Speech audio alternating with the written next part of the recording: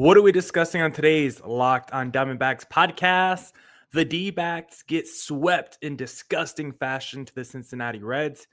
Now I want to ask you guys, is it fair to call this team, I hate using this word, soft?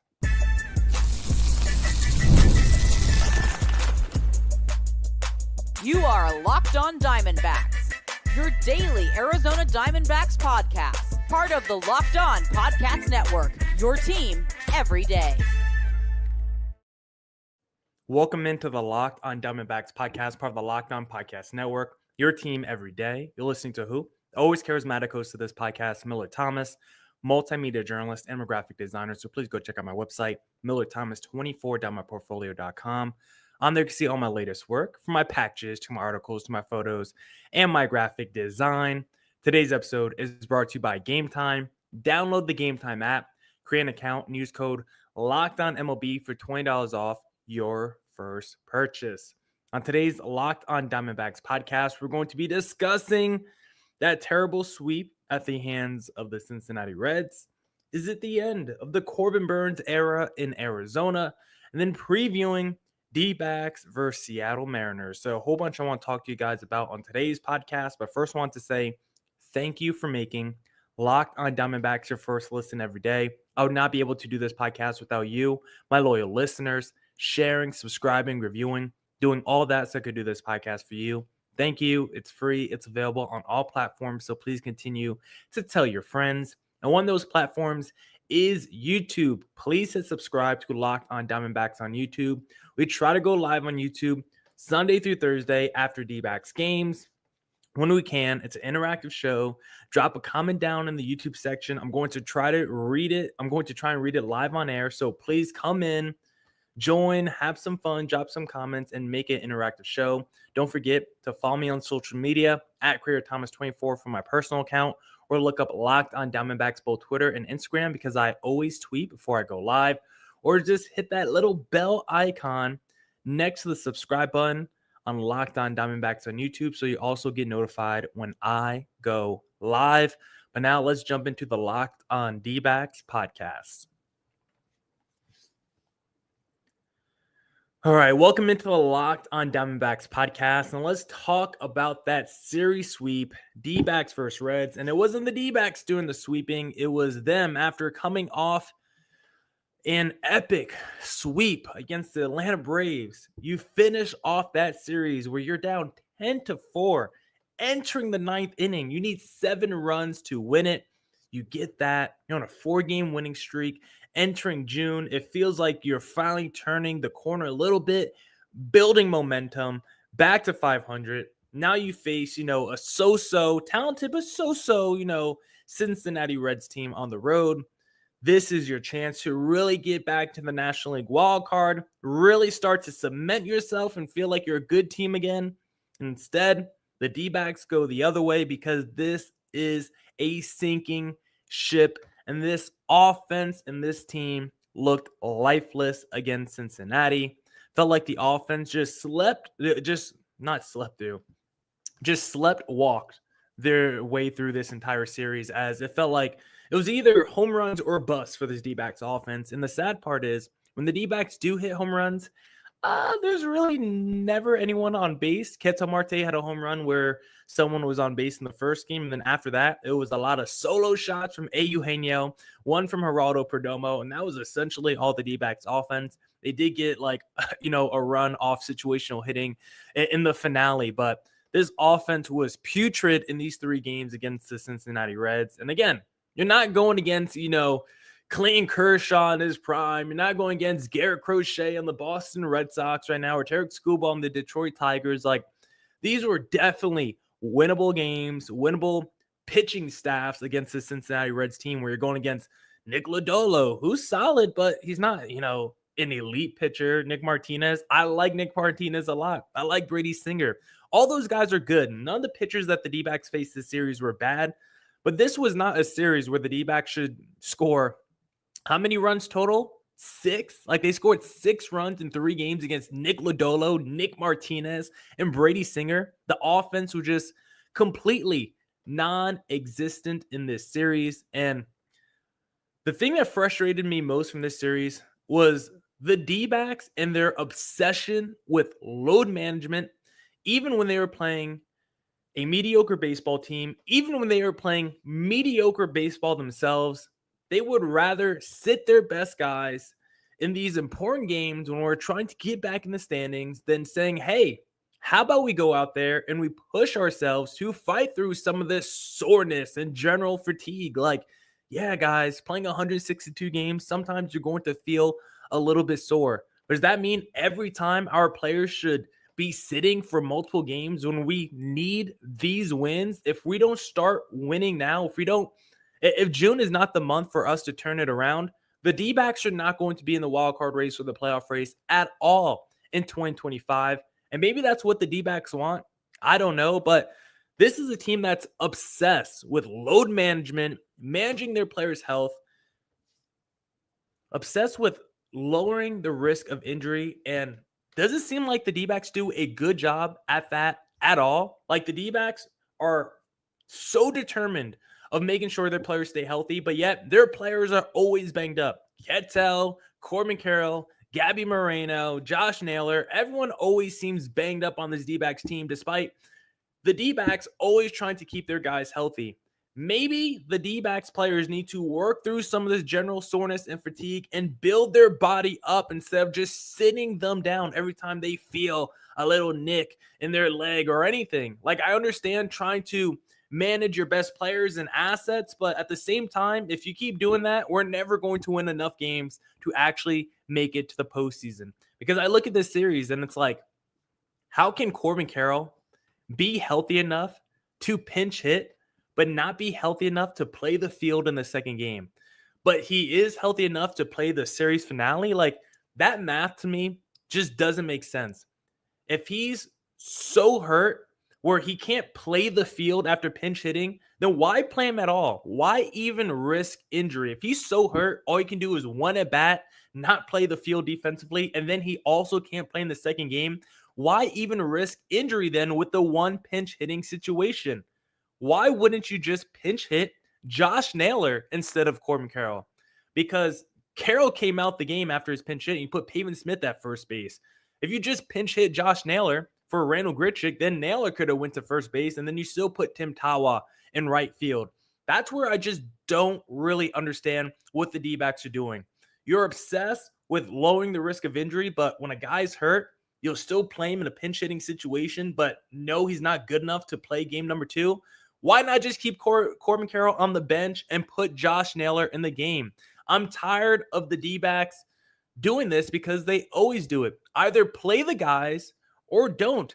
D-backs love doing these half fake rest days where they sit the first 6-7 innings because they're sore, but they bring them in to pinch hit later. Like, if you're hurt, stay on the bench. If you're healthy, start the game and play the whole game. I just don't understand this half rest days with the D-backs and their best players when they feel a little bit sore, but yet we'll still play them later in the game. Just play them the whole game if they're good enough to play the last 3 innings of a ball game. That's the kind of stuff that just frustrates me so much. And it wasn't just the D-backs in this series. It was also Major League Baseball that did not help us out either. They did everything in their power to make sure the Reds won game 1 in this series. This game 1 should have been called after 5 innings. We saw the rain coming. We saw how much it was pouring. But because the D-backs had a lead, they wanted to make sure the home team had every opportunity, every chance they had to tie it up to win the game. And we just saw this umpire crew do everything in their power to keep the game going as long as possible until the Reds tied it up, of course, and then until they almost took the lead. Thankfully, the D-backs were able to get out of it, but Major League Baseball made us risk injury for no reason, knowing the weather was about to get terrible, just so we could get the game in the books and give the Reds a win. Hey, the D-backs are also trying to win games here. And because Major League Baseball did that, ended up losing 2 players in Christian Mena, who's going on the 15-day IL. We'll see about Gabby Moreno, but he got hurt in this game as well. And then in game number 2, Tim Tawa, he gets hit on the hand. That's not called a hit by pitch. Like, this whole series was just gross mismanagement from the Dbacks to Major League Baseball. Now the Dbacks are 4-3 in June after starting off 4-0. The record the Dbacks need to make us feel like we're at least in it is 16-11. The Dbacks have to go at least 16-11 in the month of June to at least have any chance of being in it for the rest of 2025. And I say 16-11 because last year the Dbacks were terrible the first couple months, but June is where they started to turn it around. 16-11, ended up winning 89 games. Then in 2023, the Dbacks that went to the World Series also went 16-11 in the month of June.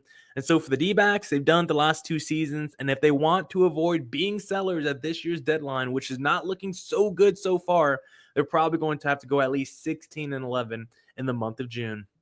Now we'll discuss if we've seen the end of Corbin Burnes in the Dbacks uniform in segment number 2.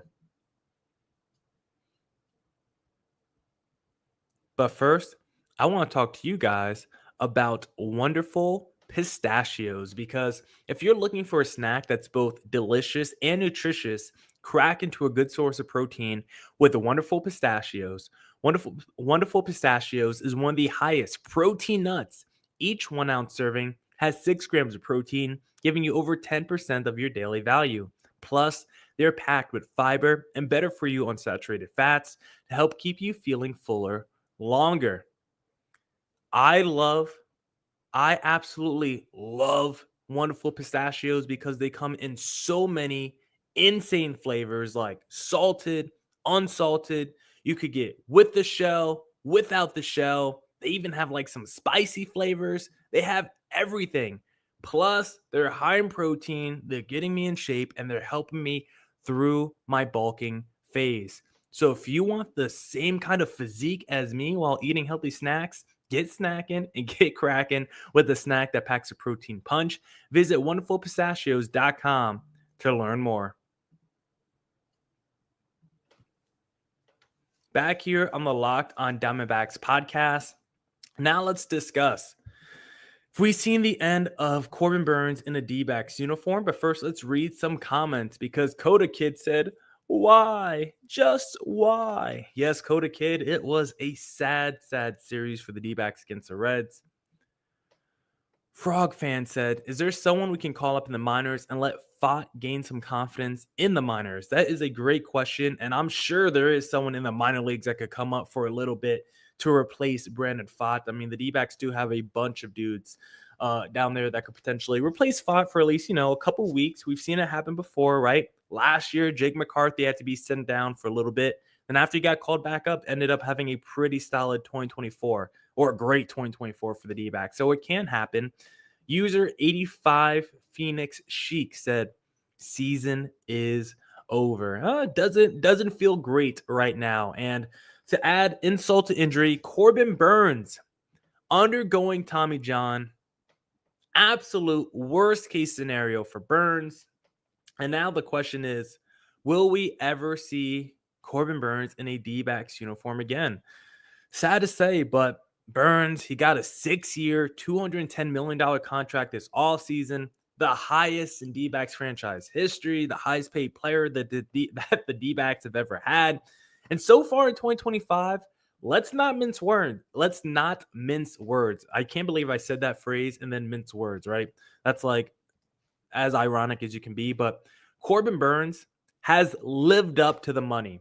I know I did some complaining at the beginning of the season because I was like, haven't really been that impressed by Corbin Burnes. But the season has ended today for Burnes. You look at the numbers and you can at least make the argument, considering there's only 11 starts, 2.66 ERA for Corbin Burnes, best ERA since 2021 when he won the Cy Young Award.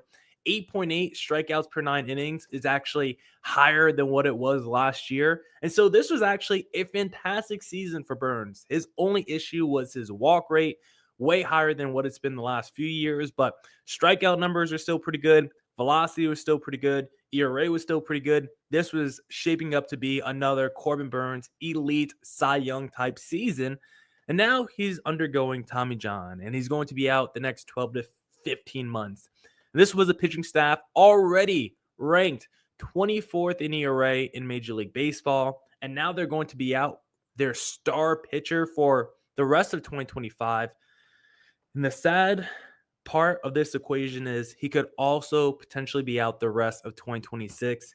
And that's why we're asking the question, is this the end of Corbin Burnes and the D-backs uniform? Because it's very possible Corbin Burnes can say, you know what? I don't want to come back in August of 26 or September. I want to just rehab the rest of the year, make sure I'm fully healthy entering the offseason. And then you know what I can do? Because my contract allows it, I can opt out after 2026. Yes, I'll be a free agent who has missed the last year and a half, but I could theoretically go sign with someone else if I don't like the direction that the D-backs are moving in. Yes, my kids are still out here, but all of a sudden, Arizona went from contender to rebuilder in just a season and a half. So there is a world and a possibility where Corbin Burnes ends up opting out after 2026 because he looks around the Arizona landscape and he says, is this still the same contender I signed with 2 years ago? It's a big question that Corbin Burnes is going to ask, and the D-backs are going to ask themselves. And the D-backs are also going to ask themselves, what do they do with their rotation the rest of 2025? Sans Corbin Burnes, like, do you still think this rotation is good enough to compete in 2025 without Burnes? Because right now, on paper, the talent, you can still say, hey, I've seen this rotation go to a World Series before, right? The rotation right now is Gallen, Kelly, Fott, Ryan Nelson. Like, that was quite literally our top four that went to the D-backs World Series. Still have Erod in the mix as well. Maybe a little Christian Mena if he can get healthy. So do you think this rotation is good enough to contend the rest of the season? That's something that the D-backs are going to ask themselves.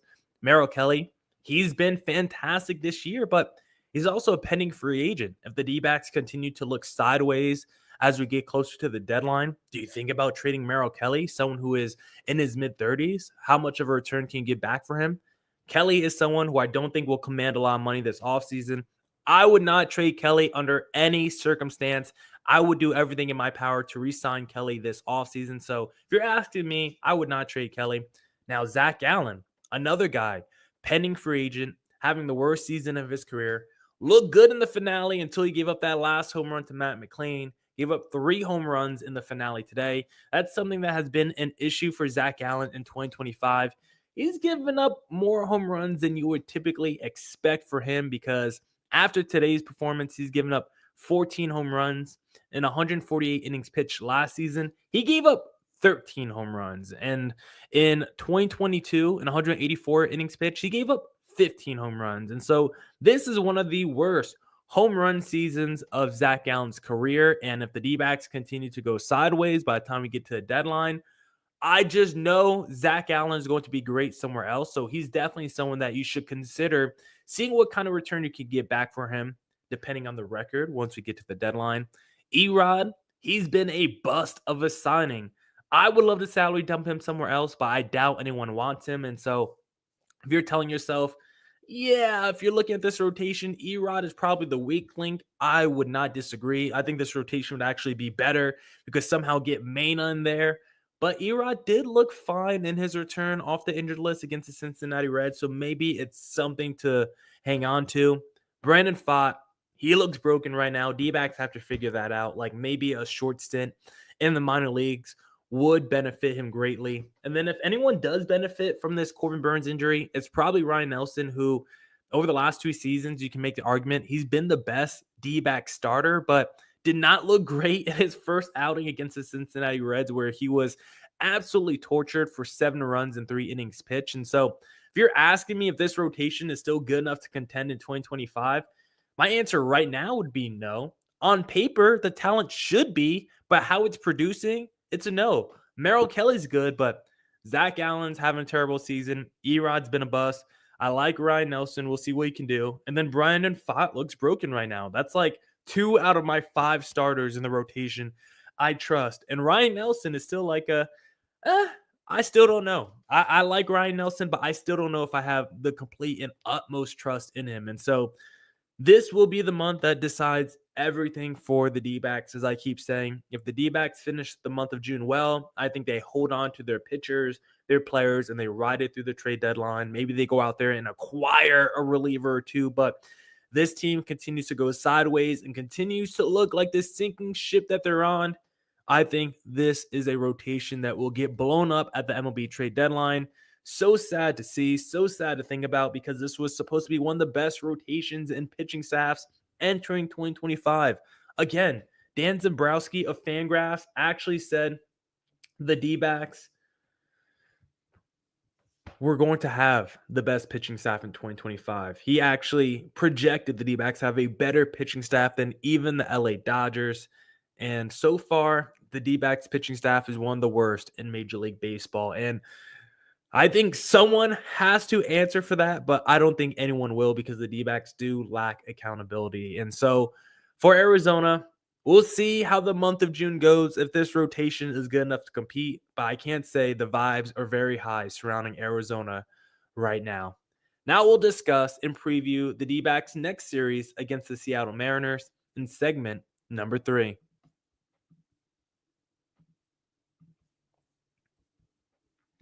I first want to talk to you guys about game time, because have you ever decided at the last minute to head to a ball game with friends or family?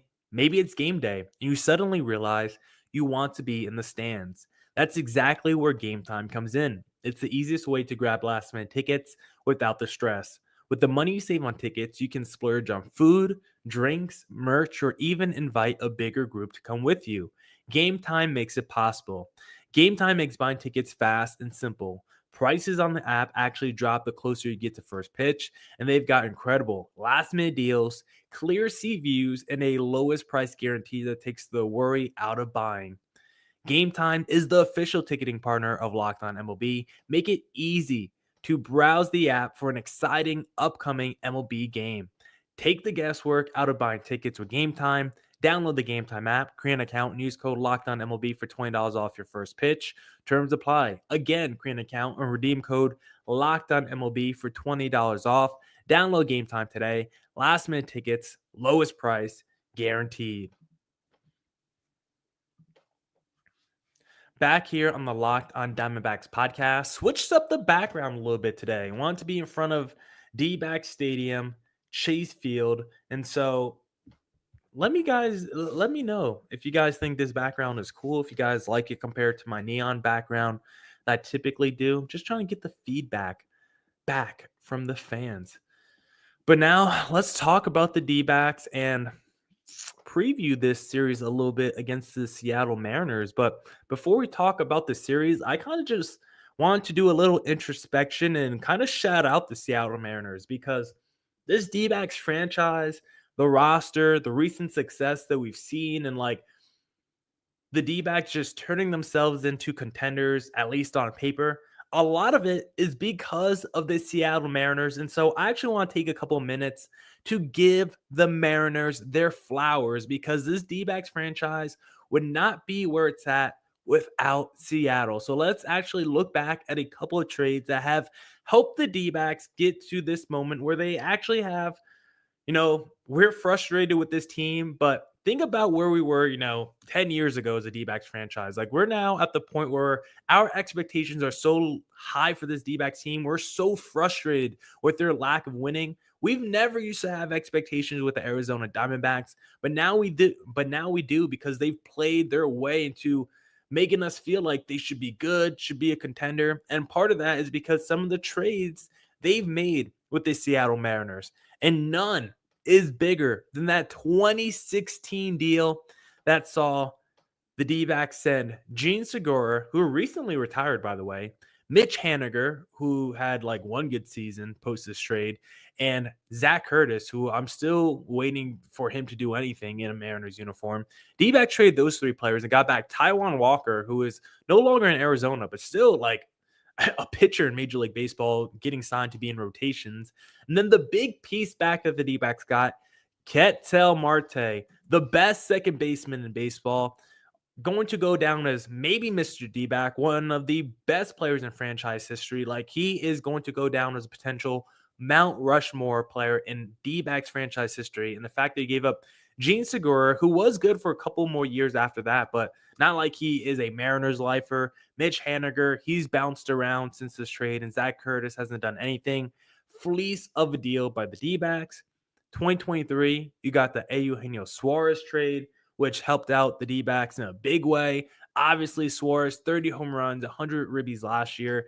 D-backs missed the postseason, but he was so critical in the second half of the year. And also in 2025, he's been a monster for Arizona. His errors in defense has been a problem, but one of the league leaders in home runs and RBIs, one of the best players we have in clutch situations. Like, we've needed Eugenio over the last 2 years. He's been a positive upgrade for the D-backs. I have nothing negative to say about Suarez ever since his second half of last year. He's been fantastic for Arizona. And all it took to get him was Sebi Zavala and Carlos Vargas, two guys who I don't even know are have they played for the Seattle Mariners since that deal? Like, I think Sebi has played a little bit, but I don't think he's done anything. He hasn't played at all for them in 2025. And the other guy, there's actually a little bug in my room that kind of scared me. And then the other guy, hold on 1 second, guys.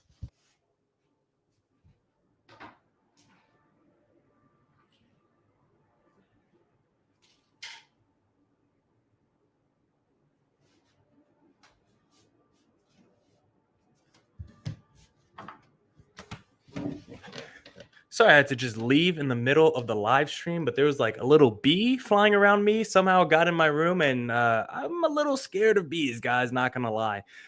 But we're gonna have to cut that part out probably in the postcast, in the little YouTube editing bay. But D-backs, of course, have used the Mariners as, a little feeding ground to build their organization. Like I said, Sebi and Carlos Vargas, two guys who have not done anything for the Mariners in their tenures.